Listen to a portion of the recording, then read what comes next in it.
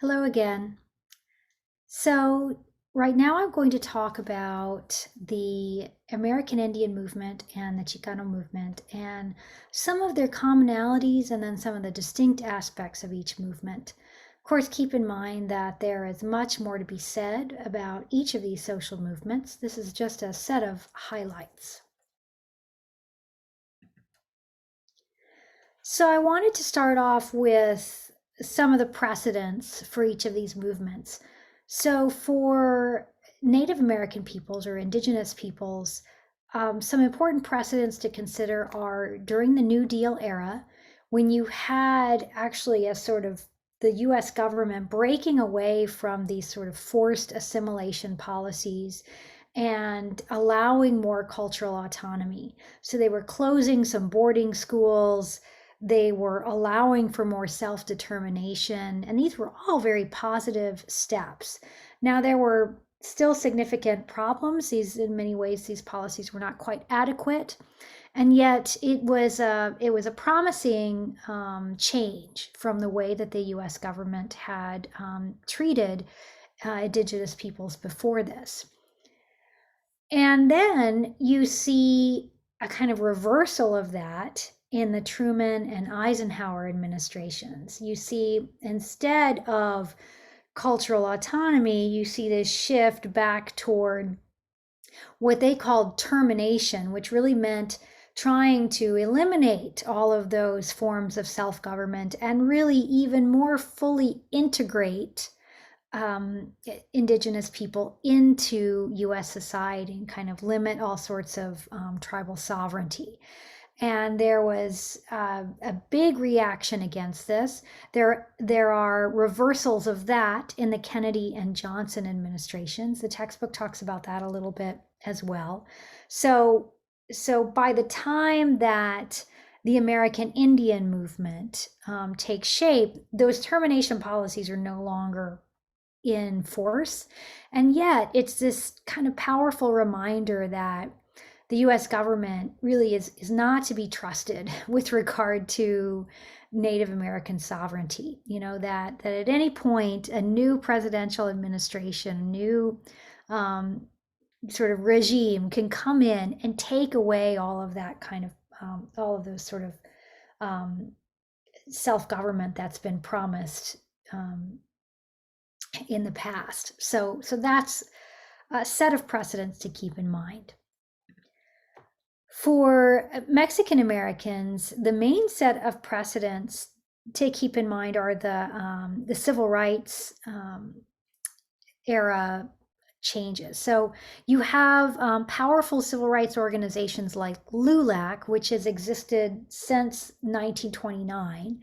And that, as I noted before, is a lot like the NAACP, starts at around the same time. It's advocating for full inclusion for all the full rights of American citizenship and full integration into American society. That those efforts get kind of renewed after World War II. You have a powerful organization called the American GI Forum, which is founded in Corpus Christi in 1948. It's led by Hector Garcia and other World War II veterans. And a lot of this is focused on taking care of veterans. So, you know, calling on the Veterans Administration to live up to the promises of the GI Bill of Rights and other veterans affairs, and having Mexican American representation on the boards of Veterans Affairs, those kinds of things, advocating against discrimination. So a lot of these veterans groups become these powerful civil rights leaders after World War II. You also have a court case, Mendez versus Westminster.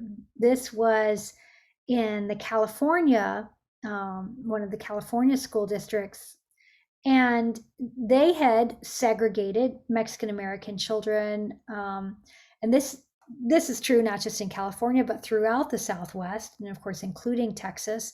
And this is at the same time that they're also segregating African American children. But parents sue to end this segregation, and they win. in the Supreme Court in 1947. And this is a really, really important test case that kind of marks a promising precedent to what is going to happen in Brown v. Board of Education in 1954 with the desegregation of schools regarding African Americans. So you actually have some desegregation of Mexican Americans kind of happening in the courts before African Americans, but you can see how those causes are very closely aligned, because you have this in Texas in particular, because it's of course both part of the South and part of the Southwest. You have this kind of parallel system of segregation of both African Americans and Mexican Americans. So that's a very important challenge to that. At the same time, a lot of these civil rights movements were more focused on kind of talking about Mexican Americans just like any other kind of immigrant group, and also sort of talking about them predominantly as whites. So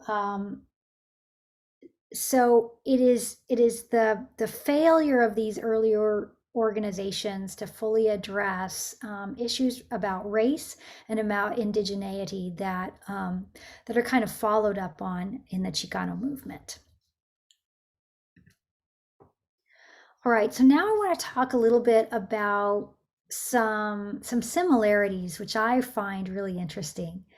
So for indigenous peoples, there's a lot of emphasis, and you see more and more of these today, these wonderful maps that kind of show North America, and more specifically the United States, what it would look like if we look at it as a series of territories that are occupied by indigenous peoples, to give a sense of what this land looked like and the peoples that inhabited this land before European arrival.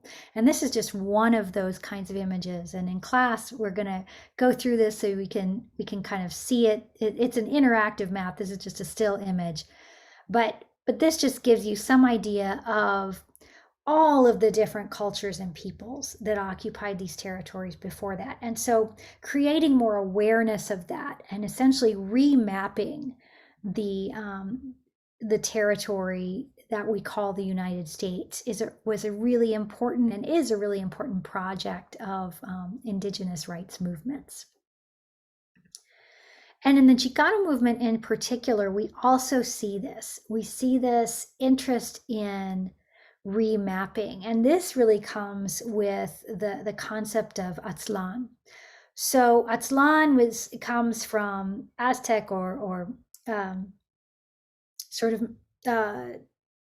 literature, and it's in some ways for them even a kind of mythical place to the north of the center of Mexico City, which is their heartland, Tenochtitlan. So this is kind of an origin story of where their people migrated from, how they migrated south to the area around Mexico City, and then that became the political center that then became the center of the Aztec Empire. Well, for Chicanos, they take that those same set of stories, and they say, well, Aztlan was right here, right? It's where we are right now. So we are in our homeland. We're not immigrants, we're not newcomers. We've been here all along, and our people have a history that is much longer than European, invaders of this territory. So remapping this territory and naming it Aztlan, recognizing that origin story is really important part of the Chicano movement. And I'll show you one other image. This is from actually a not so recent protest, but probably about a decade ago. A pro-immigrant protest at the Capitol in Austin, and you can see on this poster that same sense, right? Saying you are the invader, right? We are the the legitimate inhabitants of this territory. We're not the immigrants, you are, so that's a powerful claim that that was a vital part of the Chicano movement. It was really reclaiming indigenous heritage, which was something that earlier Mexican American civil rights leaders did not put much emphasis on, if any. And in fact, that some of them tended to deny that. So another interesting comparison here and similarity is about reclaiming new kinds of forms of collective identity and new forms of nationalism. And this is also drawn from the Black nationalist movement, the kind of Black Power movements as well. But the American Indian movement, AIM, they created their own flag. You can see that above at the top. There was the flag of Aztlan. You can see that at the bottom, and so both of these are also kind of powerful symbols of how this is not just about remapping the past, but also about using that to imagine this greater collective future, and imagining a new collective that is based on a new set of new identity that's not tied necessarily to U.S. citizenship, but to a wholly different sense of collective self. And this was really important for both of these movements, as it was for Black nationalist movements.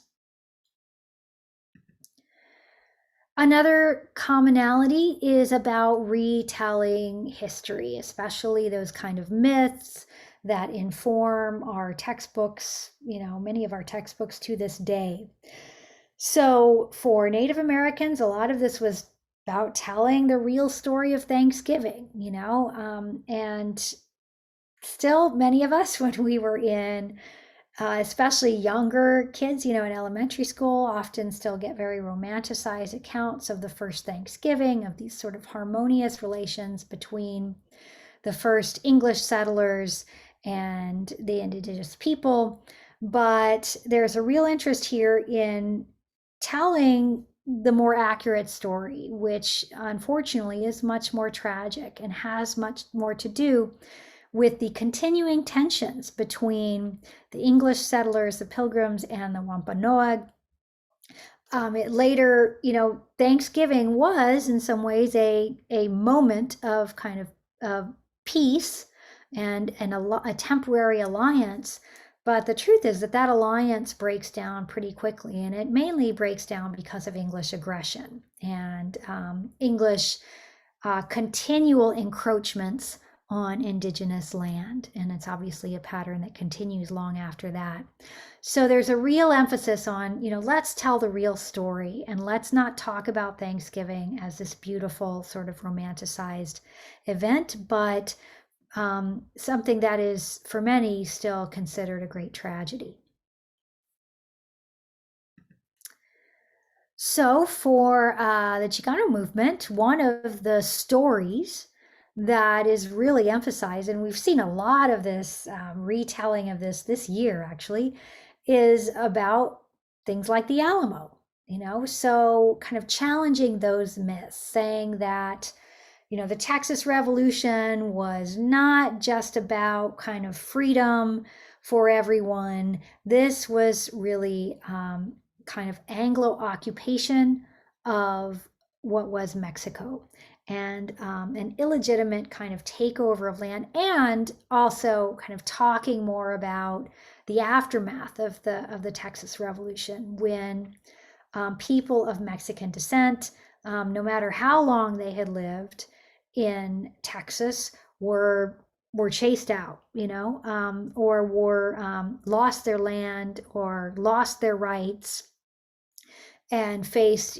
significant oppression during the time of the Texas Republic and long after. So really kind of challenging that story.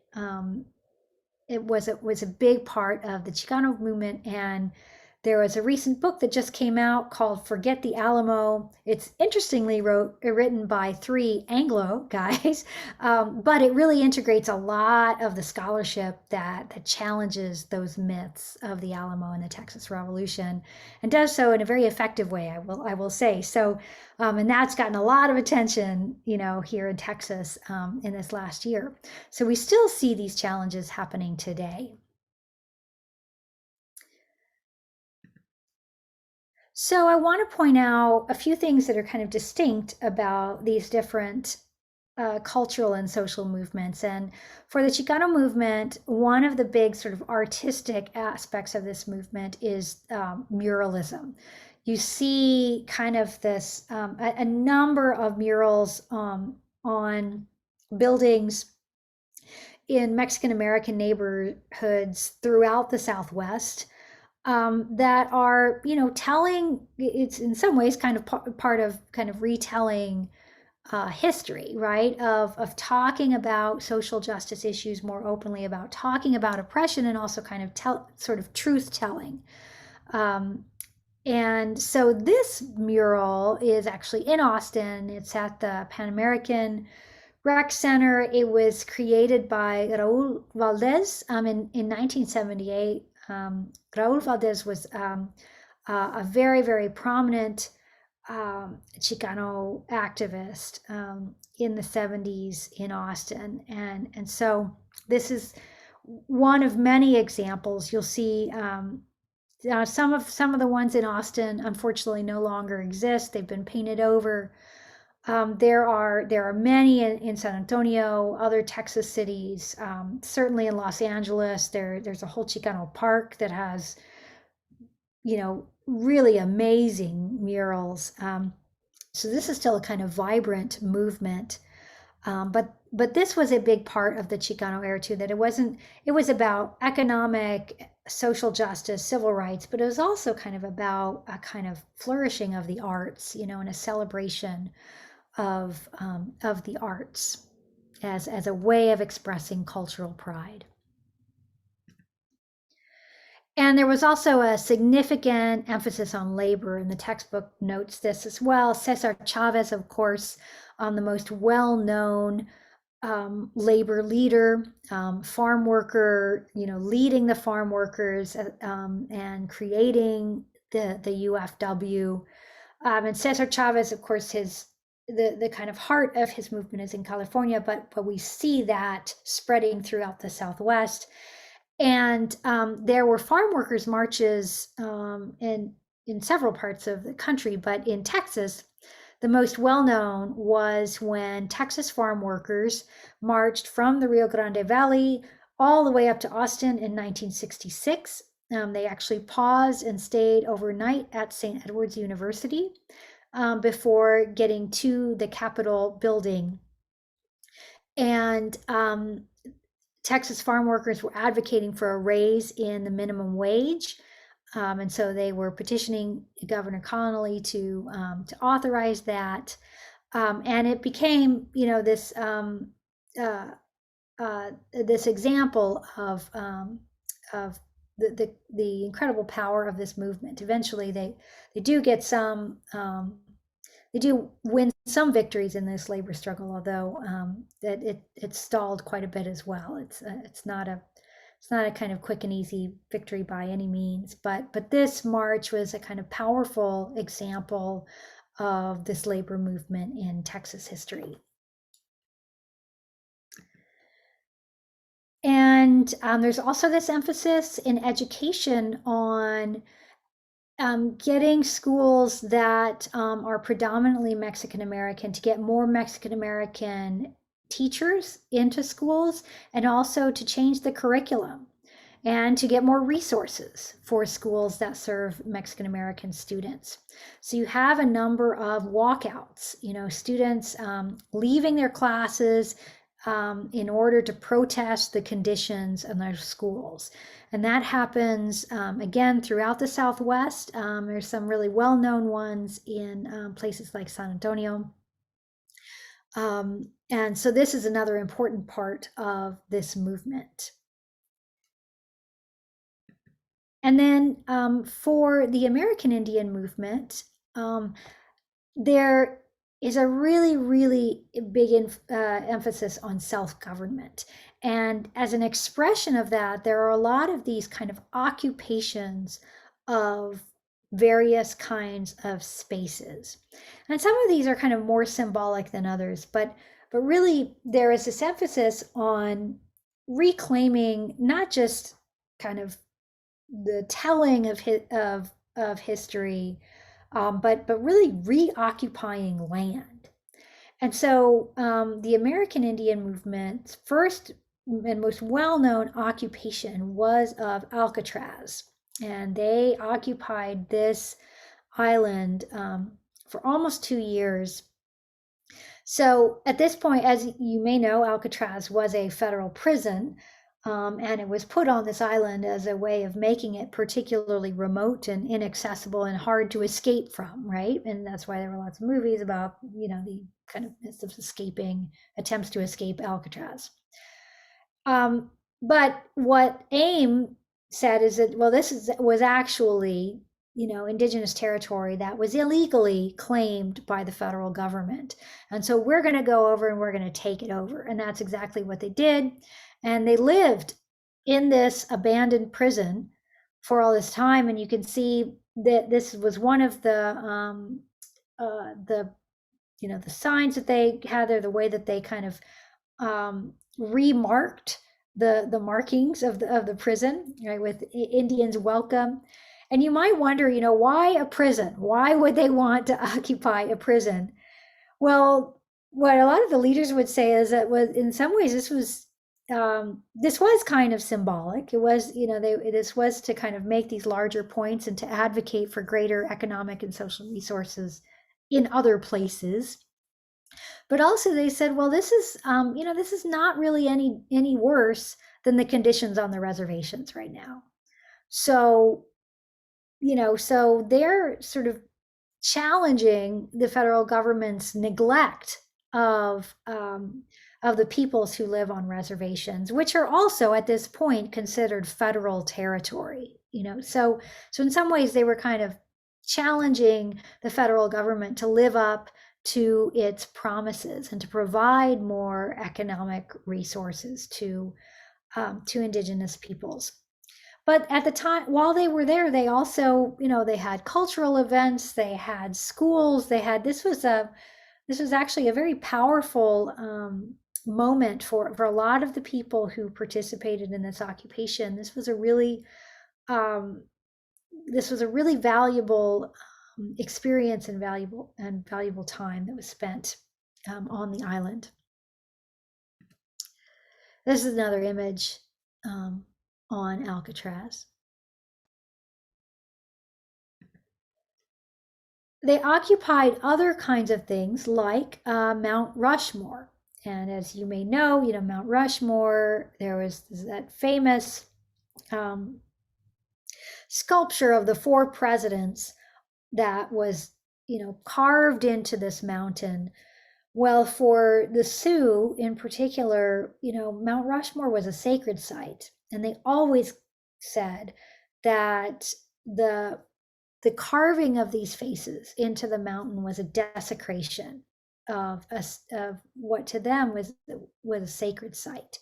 And so they always hated, that those statues at Mount Rushmore. And so in 1971, they occupy it, right, in order to call attention to this and to reject this imposition of these kind of figures of the U.S. government that have been forcibly imposed on this sacred site.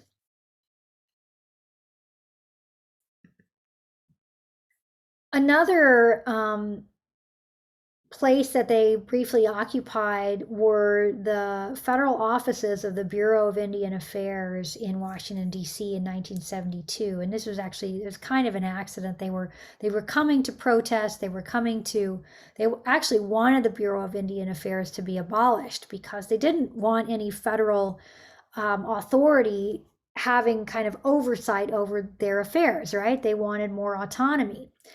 Um, but there was some confusion in when they were supposed to be allowed to leave, and they were actually kind of able to stay in the building past the closing hours. And so once that happened, then they were able to, kind of bar the doors and keep the uh, police from re-entering the building for a time. But the main thing that they wanted to highlight was this long, long history of broken treaties or broken promises, and what they called the Trail of Broken Treaties, which is also kind of a reference to the Trail of Tears. That so many times the US government had made promises of land or respecting rights or promising kind of economic resources, and then ignored those, every single time. So this was just a reminder of that, and an effort to get the US government to finally live up to what it had been promising so many times.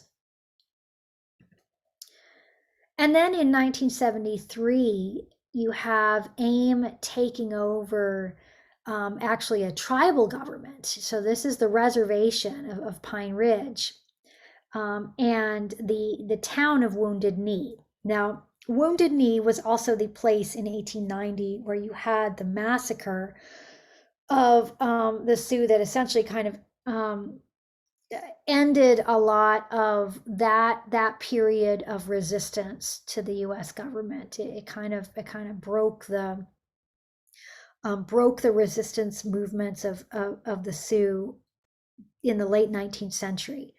Well, this occupation of Wounded Knee in 1973 was more about calling out the corruption of the tribal government of Pine Ridge. And so what they wanted was the federal government to kind of recognize that even the native leaders that had been installed in these tribal governments were not really working in the best interests of the people who lived on those reservations. And so they wanted that those tribal leaders out, and that was why they occupied Wounded Knee in 1973. It was a 71-day occupation. Eventually they did surrender and had to leave, but it did call attention to the incredible corruption in some of these tribal governments. So in sum, keep in mind that both American Indian and Chicano leaders were advocating for a lot of similar things. They were advocating against discrimination, for civil rights and other protections, economic and social resources. They both were significantly influenced by the Black Power movement, so they have a lot of those things in common. The Chicano movement also is making this strong connection to indigenous heritage, and that's really a shift from earlier Mexican American civil rights movements. And there was also in the Chicano movement some effort to challenge land claims, particularly in New Mexico, where a lot of Spanish land grants or Mexican land grants had been kind of ignored by newcoming Anglos. And so there was an effort to restore some of that land. But the bigger part of that movement was really more on labor, education, and other civil rights. So American Indian leaders really put most of their emphasis on self-government and autonomy, right? And on reclaiming land and on ending the kind of internal corruption on the reservations that did exist. But the other interesting thing about AIM is that it kind of grew up as a movement that happened because a lot of the indigenous peoples who had been displaced by the termination policies and wound up in cities and met each other. So you had people across, from different tribal identities talking to each other and working with each other. And so you have a kind of a broader movement that emerges that crosses all of these various tribal identities, a more collective kind of American Indian movement emerging because all of these individuals had been sort of displaced previously. So in some ways, AIM kind of emerges because of all of the displacement of the termination era. And the positive, one of the positive results of AIM as well is that you have more people proudly claiming Indigenous heritage, as the textbook notes as well. So, so that is a powerful legacy of this, and both of these movements are remarkable for the ways that they are fusing culture and the arts along with social and economic movements. You know, these are kind of broad-based efforts to not only kind of advocate for more resources, but also to create new collective cultural identities.